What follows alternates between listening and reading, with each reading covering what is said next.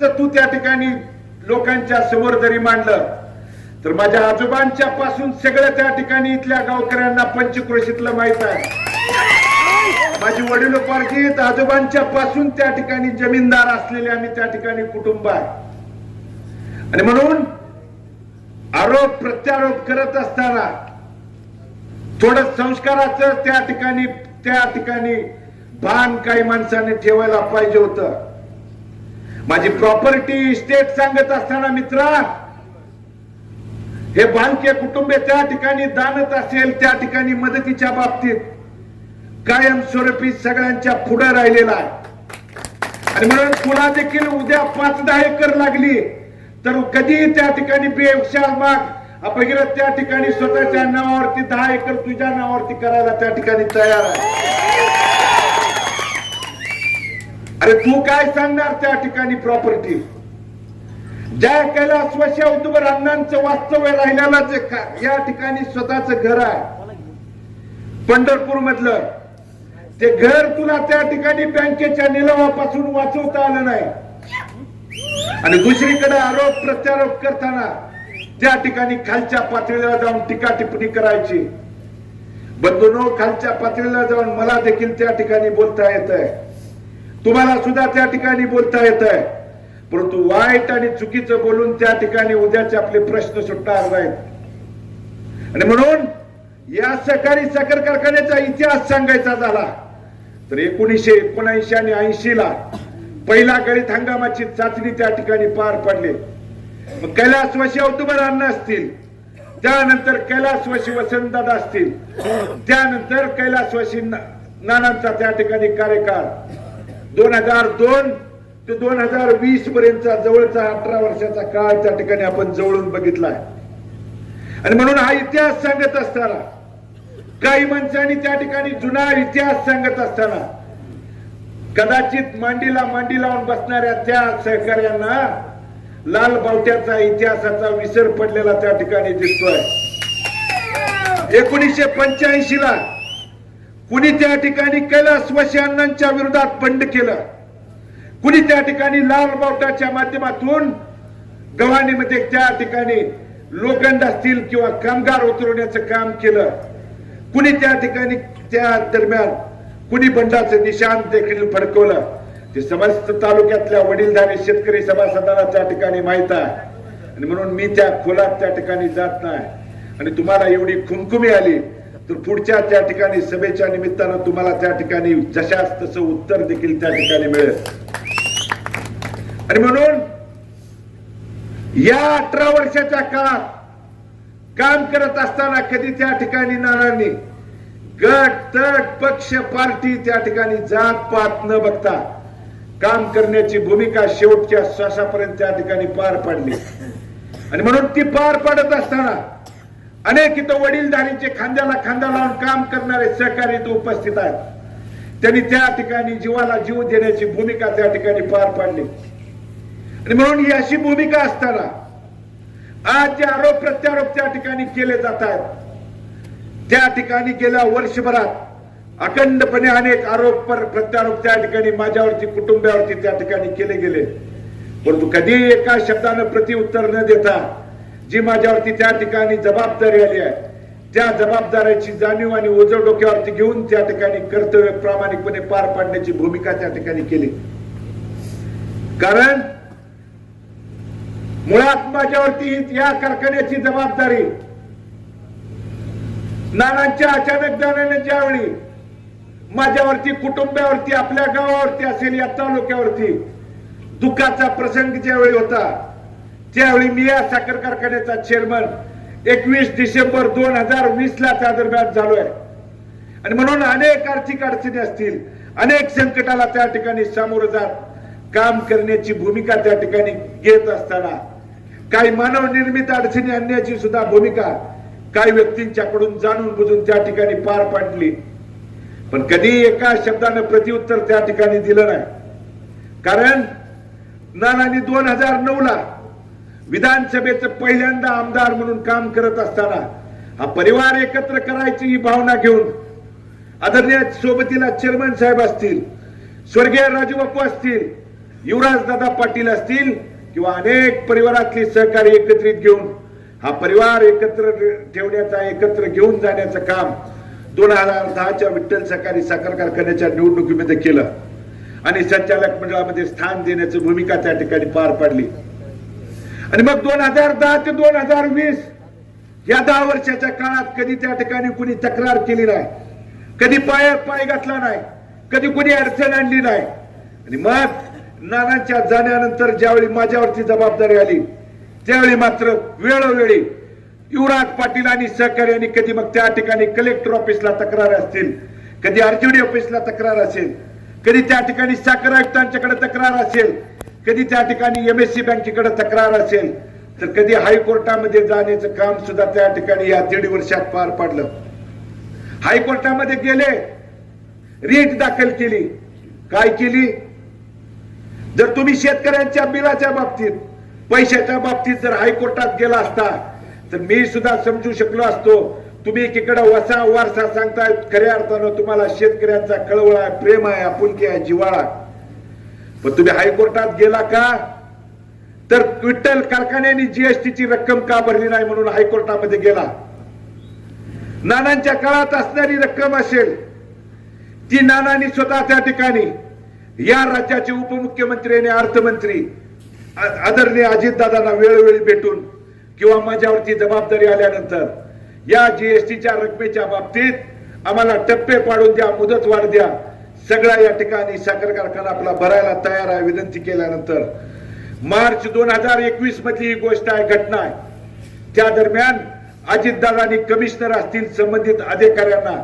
फोनद्वारे सूचना करून जीएसटीच्या रकमेच्या बाबतीत मुदत वाढ द्या, टप्पे पाडून द्या सांगण्याची भूमिका पार पाडली. मात्र रोकड्याच्या संजय पाटील नावाच्या बगलबच्च्यानं त्या ठिकाणी हायकोर्टात रीट दाखल केली आणि रीट दाखल करून जीएसटीची रक्कम का भरली नाही म्हणून त्या ठिकाणी त्रास आणि त्या ठिकाणी अडचण करण्याची भूमिका पार पाडली. आणि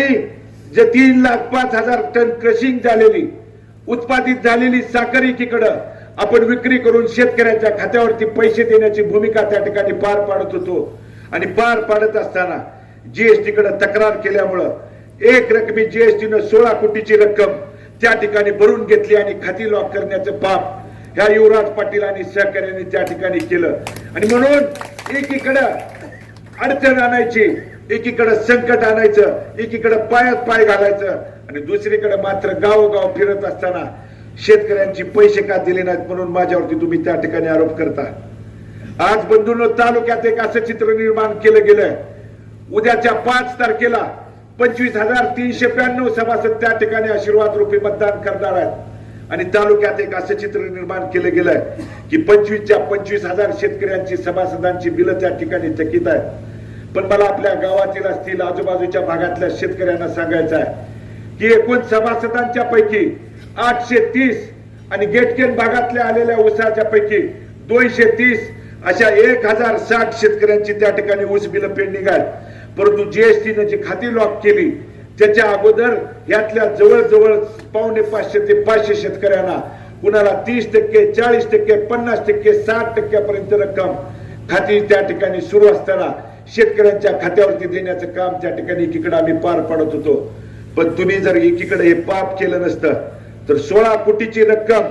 शेतकऱ्यांच्या खात्यावरती जर दिली असती तर जवळजवळ एखाद्या आपल्या सरकुली गावातल्या एखाद्या शेतकऱ्याचं जर 1 लाख रुपये बिल पेंडिंग असेल तर त्यातलं 60 ते 70 हजार रुपयाची रक्कम एप्रिल 2021 ला त्याच्या खात्यावरती त्या ठिकाणी मिळाली असती. पण शेतकऱ्यांना जर पैसे मिळाले असते, गेल्या वर्षीचा गळीत हंगाम जर चांगल्या पद्धतीनं पार पाडला असता, कामगारांचे पैसे त्या ठिकाणी असेल, वाहन मालकांचे जर पैसे त्या ठिकाणी दिले असते तर आमच्या पाठीमागे कुणी येणार नाही. एवढ्या खालच्या पातळीला त्या ठिकाणी जाऊन सूडबुद्धीनं त्या ठिकाणी 1.5 वर्षात काम करू द्यायचं नाही, अडचणी त्या ठिकाणी आणायच्या आणि दुसरीकडे मात्र वसा आणि वारसा सांगून त्या ठिकाणी माझ्यावरती आरोप प्रत्यारोप त्या ठिकाणी करायची भूमिका युवराज पाटील आणि सहकार्यांनी त्या ठिकाणी केली. माझ्यावरती आरोप केला की 6 महिन्यापासून जबाबदारी झटकून त्या ठिकाणी नॉट रिचेबल चेअरमन आहेत. युवराज दादा, तुम्ही एकीकडे आजोबाचा वसा वारसा सांगता, कैलासवासी अण्णांना आपल्यातून जाऊन 20 वर्षाहून अधिक काळ त्या ठिकाणी झाला. या 20 वर्षात तुम्ही वसा वरसा सांगताना किती लोकांच्या तालुक्यातल्या शेतकऱ्यांच्या सुखदुःखात असेल अडचणीत त्या ठिकाणी तुम्ही भेटायला आला. या सरकुलीत त्या ठिकाणी काही त्याच्यावर करून छाती पडवून त्या ठिकाणी गट म्हणून सांगत असतील तर किती लोकांच्या सुखदुःखात युवराज पाटील गेल्या 20 वर्षात आले हे देखील तपासून बघून इथल्या पंचक्रोशीतल्या लोकांनी त्या ठिकाणी उद्याच्या 5 तारखेला मतदान करावं. निवडणुकी आल्यानंतर शेतकऱ्यांची आणि लोकांची दिशाभूल करायची, शेतकऱ्यांची आणि लोकांची त्या ठिकाणी दिशाभूल करायची आणि फक्त वेगवेगळी भूमिका घेऊन या ठिकाणी लोकांच्या मध्ये यायचं, हीच भूमिका पार पाडणारी एकीकडे मंडळी आहेत. आणि म्हणून 6 महिने जरी त्या ठिकाणी हा भगीरथ गेल्या 8 महिन्यात जरी त्या ठिकाणी कुठल्या शेतकरी सभासदांच्या कोणत्या वडीलधाऱ्याच्या त्या ठिकाणी संपर्कात जरी नसला तरी कैलासवासी नानाला जाऊन 28 नोव्हेंबर 2020 ला आपल्यातून त्या ठिकाणी आबा असतील नाना, कारण आबा आपलं गाव आणि मी त्या ठिकाणी म्हणत होतो आणि त्यामुळं चेअरमन साहेबांनी सगळ्यांना त्या ठिकाणी वाटलं की आबा त्या ठिकाणी कुणाला म्हणतात, कारण आदरणीय लक्ष्मण आबा आणि त्या ठिकाणी आबांना देखील आबा म्हणत असल्यामुळं तालुक्यात जरी त्या ठिकाणी आबांना नाना म्हणत असले तरी गाव आणि आपले सगळे त्या ठिकाणी गाव आबांना त्या ठिकाणी नानांना जरी तालुका म्हणत असेल तर आपण आबा म्हणतोय. आणि म्हणून आबा आपल्यातून त्या ठिकाणी 20 नोव्हेंबरला गेल्यानंतर 28 नोव्हेंबरला गेल्यानंतर 28 नोव्हेंबर 2021 ला त्या ठिकाणी पहिलं वर्ष श्राद्ध झालं. पण वर्ष श्राद्ध त्या ठिकाणी होत असताना जे वडिलांचं मासिक त्या ठिकाणी घालतो त्या मासिकातला या ठिकाणी 5 मासिकाला मुलगा म्हणून हा भगीरथ त्या ठिकाणी उपस्थित नव्हता, कारण पाठीवरती डोक्यावरती ज्या शेतकऱ्यांचं त्या ठिकाणी शेतकऱ्यांची जबाबदारी आहे, कारण आबांची त्या ठिकाणी नानांची शिकवण होती की कुटुंबापेक्षा ज्या लोकांनी त्या ठिकाणी जीवाला जीव दिलाय, प्रेम दिलंय, खांद्याला खांद्या लावून काम करणारे असंख्य त्या ठिकाणी सहकार्य आहेत, त्या सहकार्यांच्यासाठी कुटुंब त्या ठिकाणी बाजूला जरी सारलं तर चालेल, परंतु लोकांच्यासाठी शेवटच्या श्वासापर्यंत प्रयत्न करायचे हे संस्कार आणि त्याची माझ्यावरती शिकवण आहे. आणि म्हणून गेल्या 8 महिन्यात आता एक दिवस नाही की त्या ठिकाणी तिथल्या संबंधित मंत्र्यांना असतील, देशाचे नेते पवार साहेब असतील, अजितदादा असतील, त्या ठिकाणी जयंत पाटील साहेब असतील किंवा सहकार मंत्री त्या ठिकाणी बाळासाहेब पाटील, त्या गोष्टीचे आदरणीय चेअरमन कल्याणराव काळे साहेब असतील किंवा खासदार धनंजय माडिक साहेब त्या गोष्टीचे साक्षीदार आहेत. कारण त्या नानांच्या नंतर वडिलकीच्या भूमिकेनं गेले 1.5 वर्ष अखंडपणे पायाला त्या ठिकाणी माझ्या ज्या ज्या संकटात अडचणीत वडिलकीनं पुढे त्या ठिकाणी 2 पावलं राहून माझ्यासाठी भांडण्याची भूमिका गेली अधिक अखंडपणे 1.5 वर्ष त्या ठिकाणी पार पडले. आणि म्हणून या शेतकऱ्याला न्याय मिळावा या भूमिकेतनं गेल्या 6 महिन्यात अथक प्रयत्न करून जरी तुम्ही जीएसटीच्या बद्दल पाप केलं असलं तरी 1,09,000 साखरपोती ज्या आपल्या साखर कारखान्याकडे शिल्लक आहेत ती त्या ठिकाणी विक्री करून आमच्या आपल्या इथल्या शेतकऱ्यांना सभासदांना न्याय द्या ही भूमिका मांडण्याचं काम त्या ठिकाणी मी करत राहिलो. आणि राज्यातला पहिला आदेश आहे 79 चा जो त्या ठिकाणी राज्य सरकारने बँकेला काढलाय. आणि आदेश काय आहे तर 1,09,000 साखरपोती जी शिल्लक असणारी साखर आहे ती विक्री करून त्या ठिकाणी शेतकऱ्यांच्या खात्यावरती पैसे जमा करा हा स्पष्ट कायदेशीर आदेश, ज्याची 17 जूनला त्या ठिकाणी पेपरला नोटीस देखील आलेली आहे. त्या ठिकाणी जाहिरात आली आहे की 1 तारखेला टेंडर मागवले आहेत, 4 तारखेला 4 जुलैला टेंडर ओपन केल्यानंतर या 1060 शेतकऱ्यांच्या पैशाच्या बाबतीत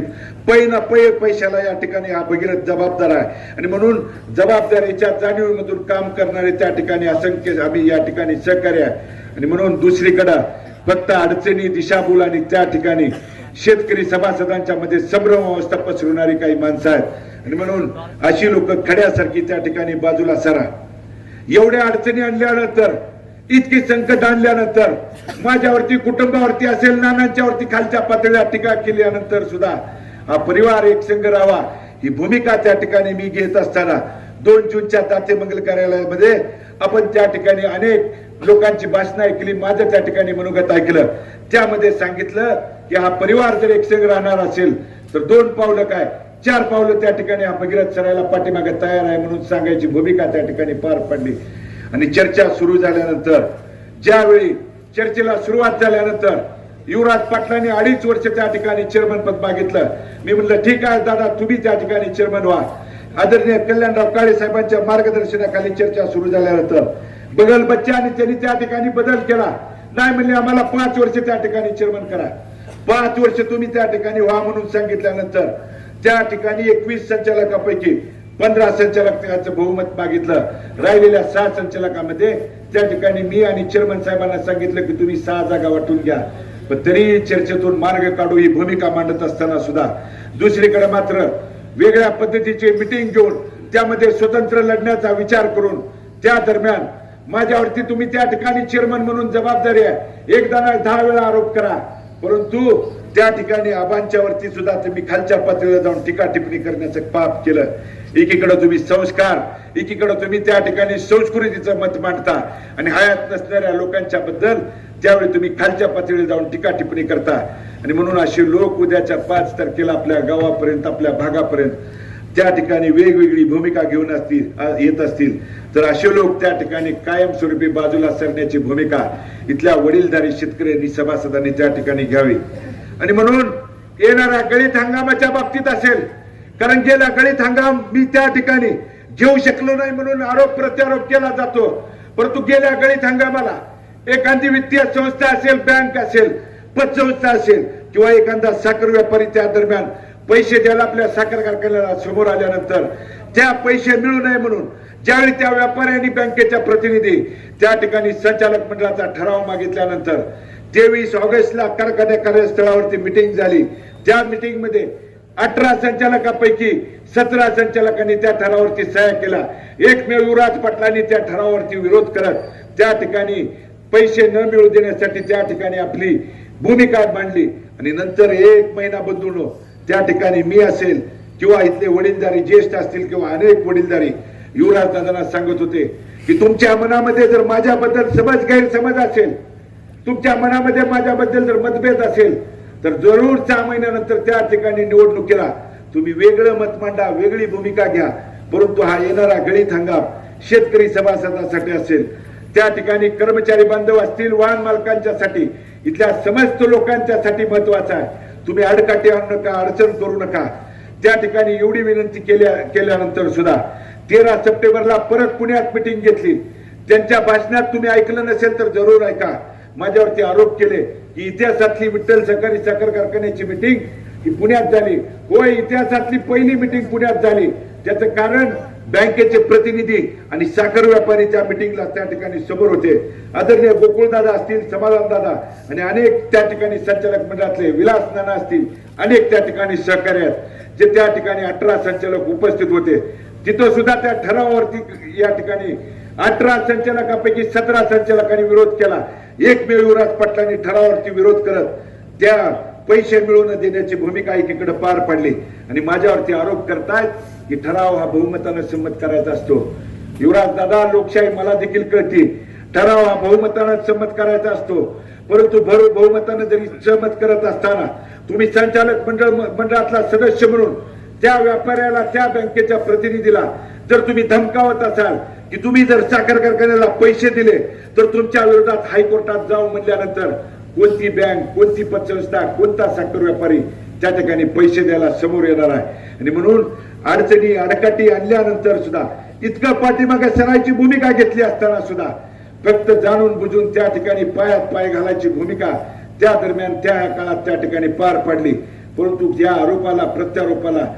अनेक त्या ठिकाणी आलेल्या अडचणीला पाठीशी घालत मार्ग काढत त्या ठिकाणी शेतकऱ्यांचा न्याय मिळावा, शेतकऱ्यांच्या पैशाच्या बाबतीत त्या ठिकाणी आरोप प्रत्यारोप सहन करत काम करत राहिलो. आणि म्हणून येणाऱ्या गळीत हंगामाच्या बाबतीत सुद्धा चेअरमन साहेब असतील, मुन्ना साहेबांच्या मार्गदर्शनाखाली गेल्या गळीत हंगामाला पैशाची तरतूद केली होती, परंतु त्या अडचणीमुळे या ठिकाणी गेला गळीत हंगाम जरी सुरू होऊ शकला तर येणाऱ्या गळीत हंगामाला त्या ठिकाणी पैशाची संपूर्ण तरतूद करून येणारा गळीत हंगामात चांगल्या पद्धतीने पार पाडण्यासाठी हा भगीरथ त्या ठिकाणी कटिबद्ध आहे. हे सर्व वडीलधाऱ्यांच्या बरोबर त्या ठिकाणी मी त्या ठिकाणी नमूद करतो. आणि म्हणून कोण जर दिशाभूल करत असेल, अफवा पसरवत असतील तर असे लोक त्या ठिकाणी तुम्ही त्या जवळून त्या ठिकाणी ओळखून आहात. आणि म्हणून मला अधिक त्या ठिकाणी सांगण्याची गरज नाही. आणि म्हणून बंधूंनो, हे गाव पहिल्यापासून आदरणीय आबांच्या विचारावरती प्रेमावरती त्या ठिकाणी काम करत आलेला आहे आणि म्हणून त्यांच्या तालमीच्या त्या ठिकाणी कुस्तीच्या क्षेत्रापासूनचे असेल त्यांच्या शेवटच्या श्वासापर्यंत मग 2004 ची पहिली विधानसभेची निवडणूक असेल त्यावेळी हे काय गाव आपलं मतदारसंघात असताना इथल्या वडीलधाऱ्यांनी इथल्या तरुण सहकाऱ्यांनी असंख्य मायबाप जनतेने त्या ठिकाणी पाठीशी राहण्याचं काम आबांच्या पाठीमागे केलं। त्यानंतर 2009 ची मतदारसंघाची पुनर्रचना झाल्यानंतर भले आपलं गाव त्या ठिकाणी मतदारसंघात जरी नसलं तरी या गावातला त्या ठिकाणी अनेक लोक अनेक त्या ठिकाणी कुटुंब प्रमुख असतील वडीलधारे असतील तरुण सहकारी 15 दिवस महिना त्या ठिकाणी पडेल ती जबाबदारी अनेक गावामध्ये त्या ठिकाणी मुक्कामाला राहून पार पडण्याची भूमिका इथल्या वडीलधाऱ्यांनी पार पडली आणि म्हणून 2009 असेल 14 असेल 19 असेल किंवा पोटनिवडणुकीच्या माध्यमातून मला आशीर्वाद देण्यासाठी अनेक जणांनी वडीलधाऱ्यांनी आशीर्वाद ठेवण्याची भूमिका देण्याची भूमिका मागण्याची भूमिका त्या ठिकाणी पार पडली आणि म्हणून विधानसभेच्या पोटनिवडणुकीत आबांच्या नंतर ज्यावेळी मी दुःखाच्या प्रसंगाला सामोरं जात असताना पोटनिवडणुकीला सामोरं जात असताना समस्त मायबाप जनतेने 1,05,717 मतदार बंधू भगिनीने आशीर्वाद देण्याची भूमिका त्या ठिकाणी पार पाडली आणि पार पाडत असताना आदरणीय दिलीप बापूंनी सांगितलेल्या पद्धतीनं मांडीला मांडी लावून परिवार म्हणून एकीकडे सांगणारी माणसं त्या ठिकाणी वेगवेगळी भूमिका घेत होती वेगवेगळी टीका टिप्पणी करत होती लोकांत दिशाभूल पसरवण्याचं काम करत होते। त्या ठिकाणी एवढं होऊन सुद्धा अनेक जणांनी अडचण आणल्यानंतर सुद्धा त्या ठिकाणी थोड्या मतानं माझा पराभव झाल्यानंतर सुद्धा 2 मेला निकाल लागला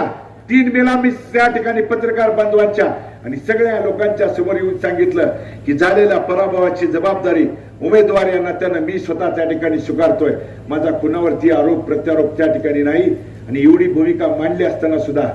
अनेक जणांना इथल्या माहित होतं की कुणी विरोधात त्या ठिकाणी काम केलं कुणी मंगळवेरच्या विरोधी उमेदवाराच्या घरात लाईन मध्ये उभा राहून पैसे घेतले हे सगळं राज्यातल्या नेत्यांना सुद्धा माहित होतं पण मी त्यांच्याबद्दल कधीही आरोप प्रत्यारोप केला नाही परंतु गड्यांच्याच पोटात राहिलं नाही। बोशाची सभा जर तुम्ही ऐकली असेल तर त्यांनी टाचावर करून बोलताना सांगितलं की परिवारातल्या उमेदवाराच्या विरोधात प्रचार प्रसार करून आम्ही पराभव करण्याचं पाडण्याचं काम केलं आणि म्हणून मला आपल्या माध्यमातून त्यांना सांगायचं आहे तुमची तेवढी लायकी पात्रता त्या ठिकाणी पराभव करण्या एवढं नाही कारण पंढरपूरच्या नगरपालिकेच्या इलेक्शनला तुम्हाला किती मतं पडली ही लोकांनी बघितलेलं आहे तुमची पात्रता किती आहे हे लोकांनी त्या ठिकाणी बघितलेलं आहे आणि म्हणून तुम्ही जर पराभव केला म्हणून सांगत असाल तर त्या ठिकाणी तुम्ही एकट्या पराभवचा त्या भगीरथचा त्या ठिकाणी पराभव केला नाही तर असंख्य 1,05,717 मतदार बंधू भगिनींचा आणि पाठीमागे आशीर्वाद देणाऱ्या जो परिवार एकसंघ राहावा जिवंत राहावा त्या ठिकाणी हा परिवार ग्रामपंचायत पासून लोकसभेपर्यंत असेल कारखान्याच्या माध्यमातून असेल किंवा इतर कोणत्याही निवडणुकीच्या माध्यमातून हा परिवार जिवंत ठेवणाऱ्या भूमिका घेणाऱ्या या तालुक्यातल्या असंख्य पदाधिकारी कार्यकर्त्यांचा त्या ठिकाणी हा पराभव आहे आणि म्हणून या पापातून तुमची कधीही मुक्तता नाही। तुम्ही जरी वेगळी भूमिका घेऊन विधानसभेच्या त्या ठिकाणी पाठीमागे पडद्यामागे राहून जरी त्या ठिकाणी आला असाल तर आज समोर आलाय आणि म्हणून समोर लढणार त्या ठिकाणी समोर लढत असताना बंधूंनो हे पैलवानांचं गाव आहे आणि या भगीरथच्या देहामध्ये सुद्धा पैलवानाचं रक्त आहे आणि म्हणून पुन्हा त्या ठिकाणी समोर आल्यानंतर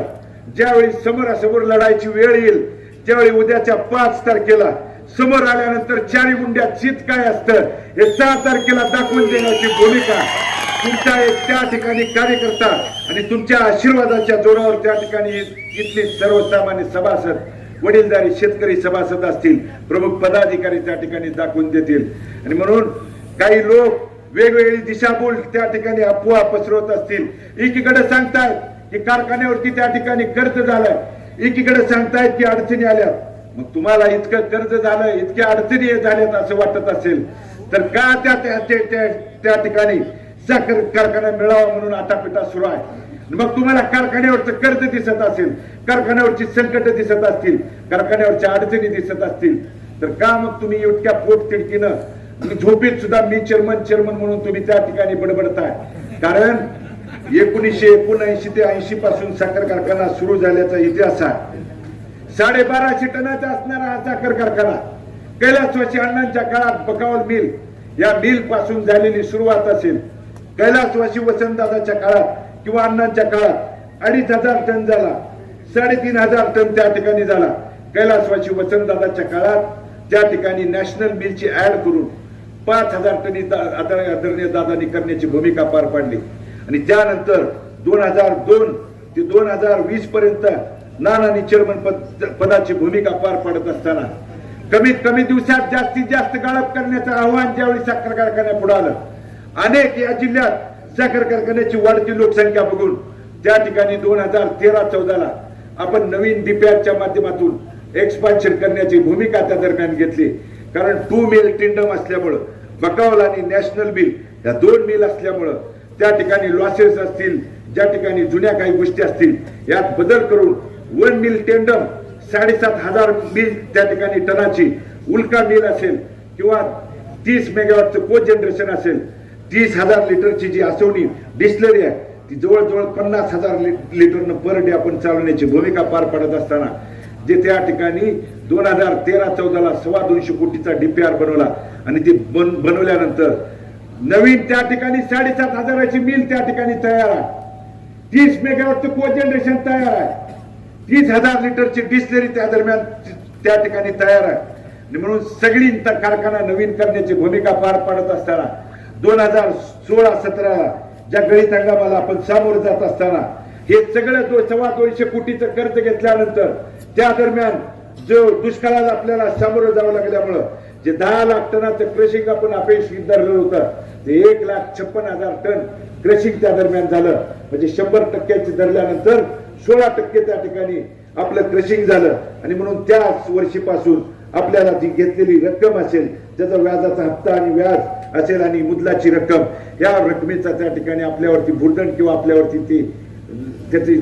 जबाबदारी वाढत गेली आणि त्यामुळे अनेक थोड्या अडचणी येत गेल्यानंतर सुद्धा नानांनी त्या ठिकाणी मार्ग काढण्याची भूमिका पार पाडण्याची भूमिका केली आणि म्हणून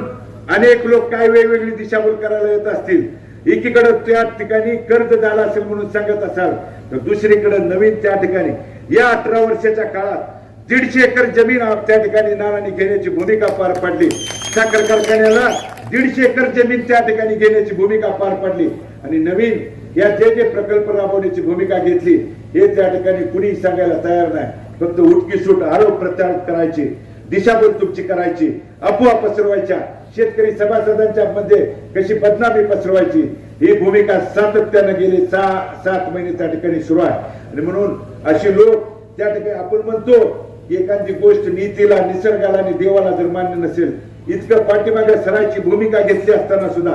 काही लोक आडमुठेपणाने भूमिका घेत असतील तर उद्याच्या 5 तारखेला ही बंधून खड्यासारखी स्वतःहून बाजूला झाले.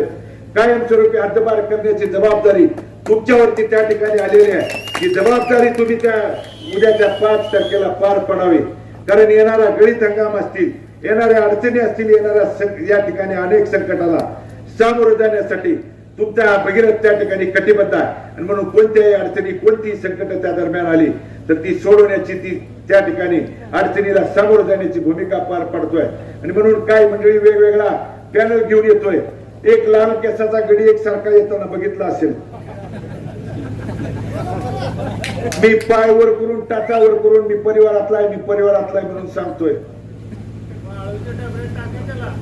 एखादा घरातल्या माणसाला मी घरातला आहे म्हणून सांगायची वेळ येते का?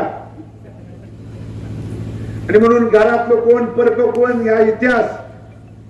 इथल्या शून्य शेतकरी सभासदांना चांगल्या पद्धतीनं माहित आहे. इथला शेतकरी सभासद स्वाभिमानी आहे. कोण पाठीशी आड राहून त्या ठिकाणी वेगळी भूमिका मांडतय, इथं सगळ्या तालुक्यातल्या वडीलधाऱ्यांना माहित आहे आणि म्हणून त्या वाळू माफियाचा रक्तरंजित इतिहास सगळ्या तालुक्याला माहित आहे. अनेक लोकांच्या त्या ठिकाणी कुटुंब उद्ध्वस्त करण्याचं पाप ज्या गड्यांनी त्या ठिकाणी गेल्या अनेक वर्षापासून केलंय, त्या मित्राला अगोदर पण सांगितलं की नानांनी त्या ठिकाणी तुला मित्र सहकार्य केलं नसतं तर मोक्या त्या ठिकाणी मोक्याखाली तुला अनेक वर्ष त्या ठिकाणी जेलमध्ये सडावं लागलं असतं आणि म्हणून तू परिवारातला म्हणून सांगत असशील, टीका टिप्पणी करत असशील तर नानांवरती आरोप प्रत्यारोप करत असताना तू केलेल्या उपकाराची तर कमीत कमी त्या ठिकाणी भान ठेव.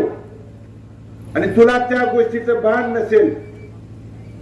तर तुझा मोठा झालेला फुगा फोडण्यासाठी मला त्या ठिकाणी टाचणीच्या स्वरूपात लोकांच्या समोर येऊ देऊ नको. कारण हा फुगा जास्त दिवस टिकणार नाही. कमीत कमी दिवसात, कारण जितक्या वर जाईल निसर्गाचा नियम आहे, जितक्या वेगानं वर जाईल तितक्या वेगानं देखील खाली येण्याची हा निसर्गाचा नियम आहे. आणि म्हणून तुझ्या पाठीमागे कोण कोण आहे, तुझ्या पाठीमागे कुणाकुणाचे त्या ठिकाणी हात आहेत, इथल्या शेतकरी सभासदांना, स्वाभिमानी सभासदांना माहित आहे. आणि म्हणून तो जर त्या ठिकाणी आरोप प्रत्यारोप करत असेल तर या तालुक्यातल्या, या गावातल्या सगळ्या लोकांना त्या ठिकाणी माहित आहे. आणि म्हणून त्या गोष्टीकडे अधिक न वळता उद्याच्या 5 तारखेला कपबशी चिन्हावरती त्या ठिकाणी फुलीचा शिक्का मारून आपले 6 गटातून त्या दरम्यान 15 उमेदवार, महिला प्रतिनिधींच्या मधून 2 उमेदवार आणि ओबीसी, एससी आणि एनटी मधून एक प्रत्येक त्या ठिकाणी उमेदवार, असे 20 उमेदवार आणि संस्था मतदारसंघातून त्या दरम्यान आपल्या गावामध्ये जवळजवळ 15 मतं आहेत. त्या दरम्यान समाधान दादाच्या पाठीमागं कपबशीच्या चिन्हावरती फुलीचा शिक्का मारून त्या ठिकाणी आशीर्वाद देण्याची भूमिका त्या दरम्यान पार पडावी. आपण दिलेल्या आशीर्वादाला, आपण केलेल्या सहकार्याला, प्रेमाला, पाठिंब्याला हा कधी त्या ठिकाणी भगीरथ तडा जाऊ देणार नाही. कारण काम करत असताना आबांची शिकवण आहे, अनेक अडचणी आल्या, अनेक संकट आली, त्या दरम्यान लोकांच्या सुखदुःखात सहभागी व्हायचं, लोकांच्या अडीअडचणीला धावून जायचं. आणि म्हणून त्यांच्या घरापर्यंत जाण्याची भूमिका पार पडत असताना इथल्या गावातल्या वडीलधाऱ्यांना, इथल्या सर्व शेतकरी सभासदांना, तरुण सहकारी मित्रांना परत एकदा कळकळीचं आवाहन करतो की 97 गावाचा हा येणारा हे उद्या आपल्या कारखान्याचं कार्यक्षेत्र आहे. प्रत्येक गावापर्यंत जाण्याची भूमिका पार पडत असताना या गावचा, तुमच्या गावचा या ठिकाणी मुलगा या नात्यानं, तुमचा मुलगा नात्यानं प्रत्येक तालुक्यातल्या गावात फिरत असताना भले गावातल्या वडीलधाऱ्यांच्या पर्यंत मी त्या ठिकाणी येऊ शकलो नसेल, भेटू शकलो नसेल, मी त्या ठिकाणी माझी भूमिका जरी मांडू शकलो नसेल, तरी माझ्यावरती तुम्ही त्या ठिकाणी आबांच्या नंतर वडिलकीच्या मायेची सावली धरण्याची भूमिका गेल्या 1.5 वर्ष अखंडपणे धरण्याची भूमिका केलेली आहे. तीच त्या ठिकाणी जबाबदारी, तीच मायेची सावली उद्याच्या भविष्य काळात देखील कायमस्वरूपी धरण्याची भूमिका पार पडा. हा, कारण तालुक्यात या ठिकाणी आपल्या गावाचं त्या ठिकाणी जे आबांनी केलेलं कार्य असेल, आबांनी त्या ठिकाणी लोकांची सेवा करण्याची भूमिका शेवटच्या श्वासापर्यंत त्या ठिकाणी पार पाडली. लोकांच्या सुखदुःखात सहभागी होत असताना इकडे पडोळकरवाडीच्या टोकापासून ते पलीकडच्या कानापूरच्या गावाच्या टोकापर्यंत लोकांच्या सुखदुःखामध्ये कुटुंबात सहभागी होत असताना 1985 पासून काम करत असताना 2020 पर्यंत या 35 वर्षाच्या काळात कधी कुटुंब त्या ठिकाणी घरातल्या मुलांच्या पेक्षा सुद्धा येणारा कार्यकर्ता असेल, त्या तालुक्यातल्या तमाम कार्यकर्ता पदाधिकारी हा कुटुंबातला आहे, माझ्या घरातला आहे म्हणून काम शेवटच्या श्वासापर्यंत केलं. त्या आबांच्या विचाराचा वसा आणि वारसा त्या ठिकाणी घेऊन काम करत असताना तुम्ही दिलेल्या आशीर्वादाला, सहकार्याला, प्रेमाला आणि म्हणून पाठिंबा देत असताना जरी मी तुम्हाला त्या ठिकाणी भेटू शकलो नाही, बोलू शकलो नाही, तरी या भगीरथला इथल्या गावातल्या वडीलधाऱ्यांनी त्या ठिकाणी पदरात घेण्याची भूमिका पार पडावी एवढीच कळकळीची या ठिकाणी विनंती आणि आवाहन करतो. आणि तुम्ही दिलेल्या आशीर्वादाला हा तुमचा भगीरथ त्या ठिकाणी कधी तडा जाऊ देणार नाही. कधी तुमच्या त्या ठिकाणी या गावाचं मान त्या ठिकाणी खाली होऊ देण्याची जर भूमिका कधी माझ्या हातून त्या ठिकाणी पार पाडणार नाही. कारण 11 वर्षाच्या काळात आबा आमदार म्हणून तालुक्यात काम करत असताना कधी आमदाराचा पोरगा म्हणून न वावरता या परिवाराचा कार्यकर्ता म्हणून वावरत असताना कुणी त्या ठिकाणी दोन्ही तालुक्यातल्या लोकांनी सांगावं की या भगीरथनी कुणाशी त्या ठिकाणी चुकीचं वागलोय, वाईट वागलोय, कुणाला त्या ठिकाणी उलटून त्या ठिकाणी उत्तर दिलं असेल किंवा कुणावरती दमदाटी त्या ठिकाणी चालून जाण्याची भूमिका कधी पार पाडली असेल किंवा कुणाच्या त्या ठिकाणी वळल्या पातळीवरती पाय देण्याची भूमिका पार पाडली असेल, कुणी त्या ठिकाणी सिद्ध करून द्या. भगीरथ त्या ठिकाणी कायमस्वरूपी घरी बसायची जबाबदारी पार पडेल. आणि म्हणून सगळ्यांच्या सुखदुःखात सहभागी होण्याची भूमिका पार पडण्यासाठी तुमच्या सगळ्यांच्या आशीर्वादाची त्या ठिकाणी गरज आहे. आणि म्हणून पुणे तालुक्यातल्या अनेक लोकांना आज वाटायला लागलेला आहे, त्याच्या पाठीमागे अनेक अदृश्य शक्ती आहेत की आपल्या गाव असेल किंवा विचार, आबांचे विचार त्या ठिकाणी कायमस्वरूपी संपण्याची भूमिका घेऊन अनेक लोक सामोरे येत आहेत. आणि म्हणून त्यांच्यासाठी तुमच्या सगळ्यांच्या आशीर्वादाची सहकार्याची गरज आहे. आणि म्हणून उद्याच्या 5 तारखेला या मातीतला तुमचा प्रोग्राम म्हणून एवढंच सांगतो, या ठिकाणी आबांचे विचार पुढे घेऊन जात असताना अनेक शक्त्या एकवटल्यात, त्याला गाडल्याशिवाय हा भगीरथ त्या ठिकाणी स्वस्थ बसणार नाही, एवढंच या ठिकाणी निमित्तानं सांगतो. आणि तुम्ही त्या ठिकाणी बहुसंख्येने उपस्थित